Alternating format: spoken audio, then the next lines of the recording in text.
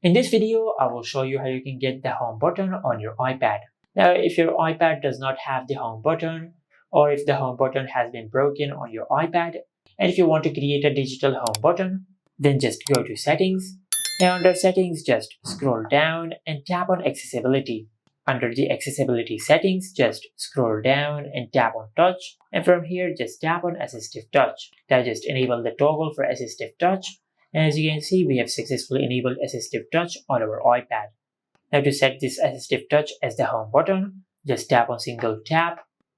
Now from this list, just scroll down and look for the option for Home.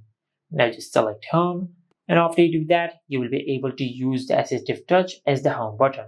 Now just tap on it to go to the home screen, and double tap on the button to open the recent apps section, just like that. And this is it. Make sure to like, comment, and subscribe. Thank you for watching.